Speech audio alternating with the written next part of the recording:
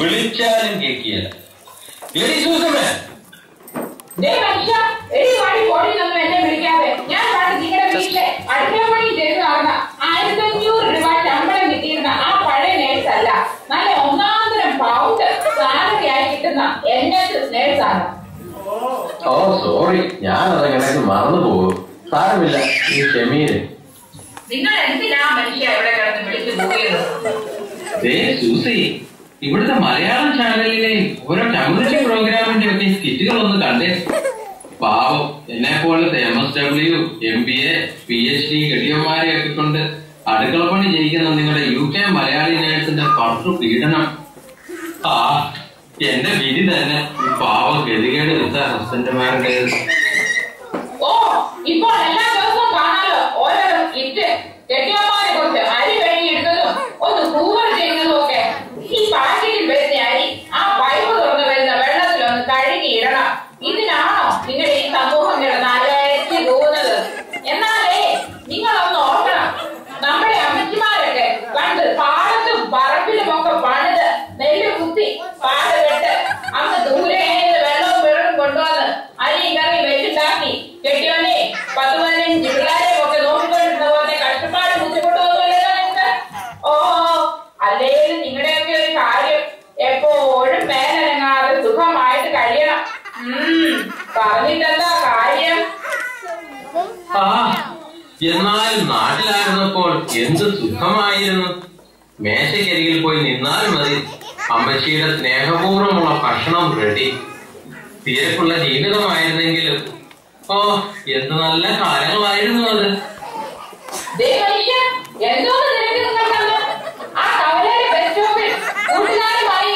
വായി നോക്കണം. ആ ഒരു കണക്കിന് തിരക്കായിരുന്നു. കാരണം നാട്ടിലെ ബസ്സിന് ഡോർ 2 അല്ലേ? ഇവിടുത്തെ പോലെ ഒരു ഡോർ അല്ലല്ലോ, 2 ഡോറിൽ കൂടെയും ഇറങ്ങുന്നവരെയും കയറുന്നവരെയും ഒക്കെ എണ്ണണ്ടേ. പിന്നെ ഇറങ്ങി വരുന്ന പെൺപിള്ളേരെ തുറിച്ചു നോക്കി ആ വളവ് വരെ കൊണ്ടുവന്നാകട്ടെ.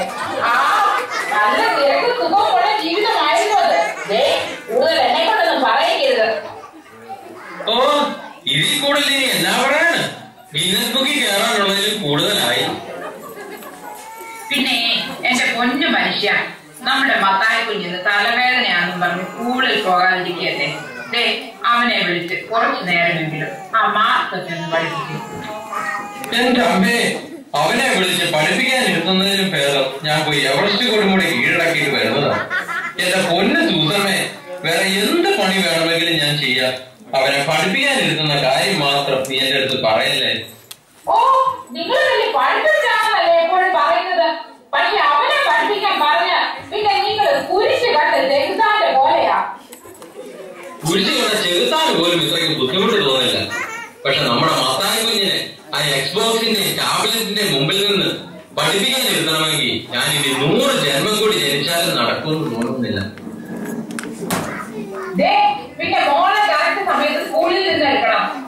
ഇതൊക്കെ പിടിച്ച മനുഷ്യ. ഇതെന്താ സൂസി, എസ്സേയോ? എസ്സേയൊന്നും അല്ല മനുഷ്യ, ഞാൻ ഡ്യൂട്ടി കഴിഞ്ഞ് വരുമ്പോഴേക്കും ചെയ്തു തീർക്കാനുള്ള പണികളുടെ ലിസ്റ്റാ.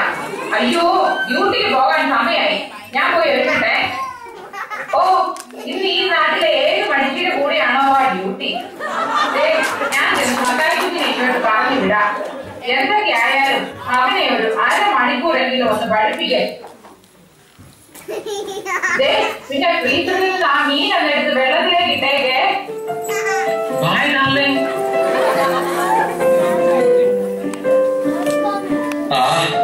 ഒരു കണക്കിന് പറഞ്ഞാൽ ഈ മീനുകൾക്കും എന്റെ പോലെ ഗതികേട് കെട്ടിയവന്മാരുടെ വിധി തന്നെ. മര്യാദയ്ക്ക് വെള്ളത്തിൽ സന്തോഷിച്ച് ജീവിച്ചിരുന്ന മീനിനെ പിടിച്ച് ഫ്രിഡ്ജിൽ കയറ്റി 1-2 വർഷം കഴിയുമ്പോ വീണ്ടും വെള്ളത്തിലേക്ക് എടുത്തിടാൻ.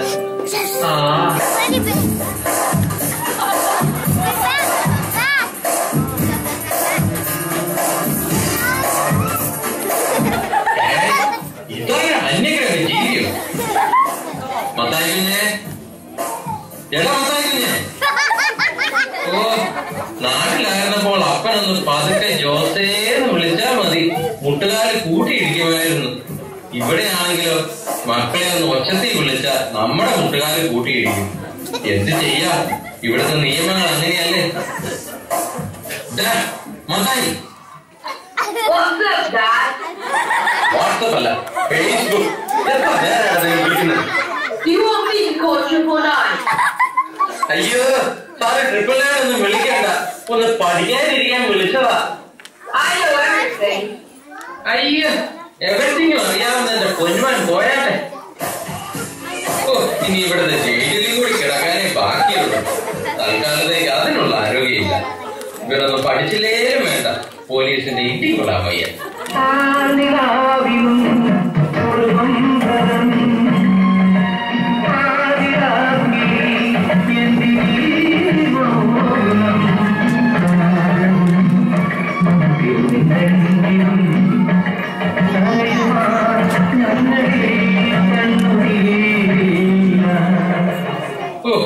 മടുത്തു ഈ ജീവിതം. ഞാൻ നാട്ടിലേക്ക് തന്നെ തിരിച്ചു പോവുകയാണ്. അവള് വേണമെങ്കിൽ ഇവിടെ നിൽക്കട്ടെ. ഞാൻ പിള്ളേരെ കൊണ്ട് നാട്ടിൽ പോയാൽ അമ്മച്ചിയും അമ്മൂമ്മയും ഒക്കെ പിള്ളേരെ നോക്കുകയും ചെയ്യും. എനിക്ക് സുഖമായിട്ട് പണ്ടത്തെ പോലെ ഇവളുടെ ആട്ടുതുപ്പും കൊള്ളാതെ അടിച്ചു പൊളിച്ച് ജീവിക്കുകയും ചെയ്യാം. ഇവളിവിടെ ഒറ്റയ്ക്കാകുമ്പോ ആഴ്ചയിൽ 7 ദിവസവും ഡ്യൂട്ടിക്ക് പോകുള്ളൂ. പിന്നെ എനിക്ക് ബാങ്കിൽ നിന്ന് പൗണ്ട് മാറ്റിയെടുക്കാനേ നേരം കാണും. ആഹാ, എന്തൊരു സുഖം ഇങ്ങനെ ഓർക്കാൻ. എന്തായാലും വീട്ടിലേക്കൊന്ന് വിളിക്കാം. അമ്മച്ചിക്കും അപ്പൂപ്പനും അമ്മൂമ്മയ്ക്കും ഒക്കെ സന്തോഷമാകും ഞാൻ നാട്ടിലേക്ക് വരുന്ന പ്ലാൻ പറയുമ്പോൾ. പിന്നെ ഇവിടെ കൂടെ ഇല്ലാത്തതിനാൽ നാട്ടിലാരെയും പേടിക്കാതെ അടിച്ചു പൊളിച്ച് ജീവിക്കുകയും ചെയ്യാം. എന്തായാലും ഒന്ന് ഫോൺ വിളിച്ചേക്കാം.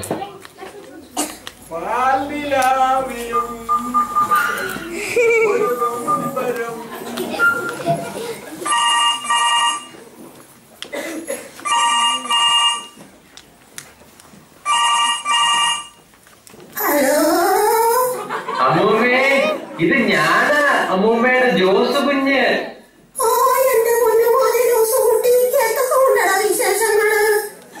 സുഖമായിട്ടിരിക്കുന്നു അമ്മൂമ്മേ. ആ, പിന്നെ അമ്മച്ചി എന്തിയെ? അമ്മച്ചി പുറത്ത് പോയതാ മോനെ, ഇപ്പം വരും. ആ, പിന്നെ നിനക്കറിയാലോലെ എന്റെ അപ്പൂപ്പന്റെ 90ാം വിവാഹ വാർഷികമാണ് അടുത്ത മാസം. ആ, അത് പിന്നെ എനിക്ക് അറിയാൻ മേലെ അമ്മൂമ്മേ. എന്താണ് ഞാൻ വരുമ്പോ അമ്മൂമ്മയ്ക്ക് കൊണ്ടുവരേണ്ടത്? എടാ മോനെ ജോസുകുട്ടി, നമ്മുടെ കരാട്ടെ വീട്ടിലെ നീരാമേറ മോളിന്നാള് ഗൾഫിൽ വന്നപ്പോ എന്തോ ഒരു ദേഹത്ത് നോക്കുന്ന സാധനം കൊണ്ടുവന്നടാ. ഇപ്പൊ നീരാമേടെ മുഖം കണ്ട 10-20 വയസ്സ് കുറവേ തോന്നും. അതുപോലെ തോന്നണ എനിക്കും വേണവേടാ മോനെ. എന്തെങ്കിലും മുഖത്തെ ചുളിവൊക്കെ ഒന്ന് മാറ്റണം മോനെ ജോസുകുട്ടി. അതേ, അപ്പൂപ്പന് ഇപ്പോൾ എന്നോട് പണ്ടത്തത്ര നല്ല സ്നേഹമുണ്ടോ എന്നൊരു സംശയം. ഇവിടെ ഇപ്പോഴേ ഇല്ല, പിന്നെ വയസ്സാകുമ്പോഴത്തെ കാര്യം. നീ എന്താണോ മോനെ പറഞ്ഞത്? ശരിയാണ്, പണ്ടത്തത്ര കാട്ടി ഇപ്പൊ. ഓ, ശ്വാസം മുട്ടിയിട്ട് വേണടാ മോനെ. ആ, പിന്നെ ഈ പുറത്തൊക്കെ ഇറങ്ങുമ്പോ ഭയങ്കര വെയിലാണ് ഇവിടെ.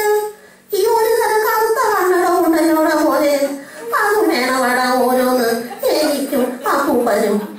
അയ്യോ, ഇത് മാത്രം മതിയോ? ഈ ഐശ്വര്യമായി ഇടുന്ന ലിപ്സ്റ്റിക്കും ഇവിടെ കിട്ടും, അതുപോലെണ്ണം ആയാലോ? ഓ, എന്നാ പിന്നെ ആ ഓരോന്നും മേടിച്ചോ. എന്തിനാണോ നമ്മളായിട്ട് കുറക്കണത്? എടാ മോനെ, ഞങ്ങളെല്ലാവരും കൂടി ഇംഗ്ലണ്ടിന് വരണുണ്ട്. ജോസൂട്ടി, അവിടെ ഈ മലയാളം ടിവിയൊക്കെ കിട്ടുമോടാ? മലയാളമൊക്കെ കിട്ടും. എന്തിനാണ് അമ്മൂമ്മേ? അതേടാ മോനെ ജോസൂട്ടി, അടുത്ത ആഴ്ച മുതലേ ആ സ്ത്രീയുടെ കണ്ണീരിന്റെ ഗർജനം എന്നുള്ള ഒരു പുതിയ മെഗാ സീരിയൽ തുടങ്ങുന്നുണ്ട്. 1000 എപ്പിസോഡുള്ളതാ. അതവിടെ വന്നാൽ കാണാൻ പറ്റുമോ എന്നറിയാനാണ് മോനെ. അമ്മൂമ്മ ഇവിടെ വന്നാൽ ആ സ്ത്രീയുടെ അല്ല, ഈ പുരുഷന്റെ കണ്ണീരിന്റെ ഗർജനങ്ങൾ കാണാം.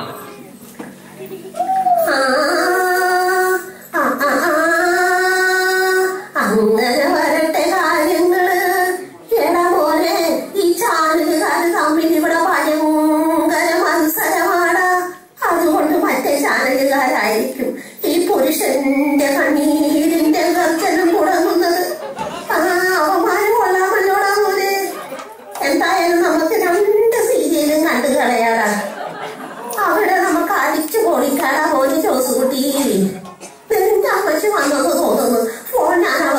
കൊടുക്കാം. ആ മോനെ ജോസുകുട്ടി, പിന്നെ അവിടെ എന്തൊക്കെ ഉണ്ടാ വിശേഷങ്ങൾ? സൂസി പിള്ളേരൊക്കെ എന്നാ പറയുന്നത്? ഞാൻ പിന്നെ ആ പാസ്പോർട്ട് ഓഫീസിലൊന്ന് പോയതാണ്. സൂസിയും പിള്ളേരും ഒക്കെ സുഖമായിട്ടിരിക്കുന്ന അമ്മച്ചി. അതെ, അമ്മച്ചി എന്തിനാ ഇപ്പൊ പാസ്പോർട്ട് ഓഫീസിൽ പോയത്? എടാ, അപ്പോൾ അമ്മ ഒന്നും പറഞ്ഞില്ലേ? ഞങ്ങളെല്ലാവരും കൂടി നിന്റെ അടുത്തേക്ക് വരാൻ നോക്കുക. അപ്പൂപ്പന്റെ അമ്മൂമ്മയുടെ പാസ്പോർട്ട് ശരിയാക്കാൻ പറ്റുമോ എന്നറിയാൻ പോയതാടാ. അതെന്തിനാ അമ്മച്ചി നിങ്ങളെല്ലാവരും കൂടി ഇങ്ങോട്ട് വരുന്നത്? അപ്പോൾ നീ ഇവിടുത്തെ പ്രശ്നങ്ങളൊന്നും അറിയുന്നില്ലേ? പേപ്പറൊന്നും വായിക്കാറില്ലടാ. എടാ, നമ്മുടെ മുല്ലപ്പെരിയാർ തമിഴ്നാട് ജലനിരപ്പ് കൂട്ടി. ഇനി അത് ഏത് നിമിഷവും കൊട്ടാം. ഇവിടെയാണെങ്കിൽ അപ്പൂപ്പനും അമ്മൂമ്മയും ലൈഫ് ജാക്കറ്റും മറ്റും ഇട്ടാണ് കിടന്ന് ഉറങ്ങുന്നത് തന്നെ.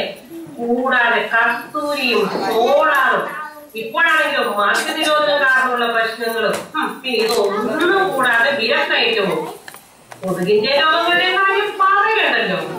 വഴിയിലൊക്കെ വേസ്റ്റ് ചിതറി കിടക്കുമല്ലേ. മൂക്ക് കൊണ്ടത് നടന്നു പോകാൻ പറ്റില്ല. ഇതിനിടയിൽ ഓരോരോ പാർട്ടിക്കാരുടെ വന്ന ഹർത്താൽ. ഒരു സ്ഥലത്തിൽ ജീവിക്കാൻ പറ്റില്ല മോനെ ഇവിടെ. എന്റെ അമ്മച്ചി, ഞാനാണെങ്കിൽ ഇവിടുന്ന് നിർത്തി നാട്ടിലേക്ക് വരാൻ പോവുകയാണെന്ന് പറയാനാ വിളിച്ചത്. ഇതാരാണ്ട് പറയുന്ന പോലെ പട പേടിച്ച് പന്തളത്തിൽ ചെന്നപ്പോ പന്തം കൊളുത്തി പട ഇങ്ങോട്ട് നിന്ന പോലെ ആയല്ലോ. ജോസൂട്ടി, എന്നെ കൊണ്ടൊന്നും പറയരുത്. ഇവിടെ എല്ലാവരും എങ്ങനെയെങ്കിലും ഒന്ന് UK-യിലെത്താൻ നോക്കുമ്പോ നീ ഇങ്ങോട്ട് വരണമെന്നോ? തനിക്ക് കുറച്ചെനിക്ക് ബോധമുണ്ടെങ്കിൽ വെക്കണം. എന്നാലും എന്റെ മുല്ലപ്പെരിയാറെ, നീ പൊട്ടിയില്ലെങ്കിലും എന്റെ ജീവിതവും പ്രതീക്ഷകളും ഒക്കെ നീ പൊട്ടിച്ചു കളഞ്ഞല്ലോ.